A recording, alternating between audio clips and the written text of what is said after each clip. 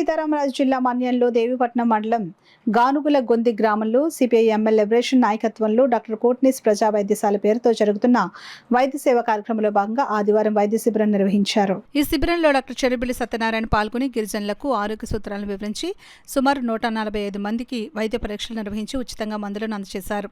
అంతేకాకుండా వారికి బిస్కెట్స్, పాత బట్టలు, చెప్పులు, ప్లాస్టిక్స్, స్టీల్ సామాన్లను అందజేశారు. ఈ సందర్భంగా డాక్టర్ చెన్నబిల్లి మాట్లాడుతూ సామ్రాజ్య వ్యాధుల కబంధ హస్తాల నుండి బయటపడడానికి ప్రత్యామ్నాయం వైపు అడుగులు వేయడానికి ప్రపంచం సిద్ధమవుతోందని అన్నారు. ఈ కార్యక్రమంలో సిపిఐ ఎంఎల్ లిబరేషన్ కాకినాడ జిల్లా కార్యదర్శి ఏనుగుపాటి అర్జునరావు, జన సాంస్కృతిక మండలి జిల్లా అధ్యక్షులు సోమశెట్టి ప్రసాదరావు, కార్యదర్శి ఎండకొండ శామ్యూల్, గిరిజన హక్కుల సాధనా సంఘం రాష్ట్ర కన్వీనర్ బచ్చల విప్లవ్ కుమార్, జైబీమ్ ఆటో యూనియన్ అధ్యక్షులు సిహెచ్ రాంబాబు, జన సాంస్కృతిక మండలి సభ్యులు రాజు, సింహాచలం, విలియం షేక్స్పియర్, అశోక్, రాజ్ కుమార్, స్థానిక కార్యకర్తలు శంకరమ్మ, లక్ష్మి, దమయంతి, రత్నం, వెంకటలక్ష్మి, అన్నవరం తదితరులు పాల్గొన్నారు.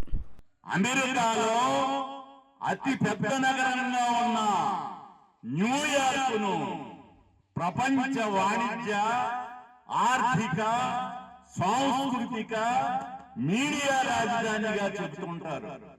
అలాంటి కీలక నగరం ఇప్పుడు ఒక సోషలిస్ట్ డెమోక్రాట్ జోహ్రాన్ మాబ్దాని పాలనలోకి రావడం అంతర్జాతీయంగా సంచలనం సృష్టిస్తోంది. ప్రపంచం సోవియట్ అక్టోబర్ విప్లవం 110వ వార్షికోత్సవం జరుపుకుంటున్న రోజునే అమెరికా గుండెకాయ వంటి న్యూయార్క్ సోషలిస్ట్ మేయర్ని ఎన్నుకోవడం కుంభస్థలం కొట్టడం వంటిదే.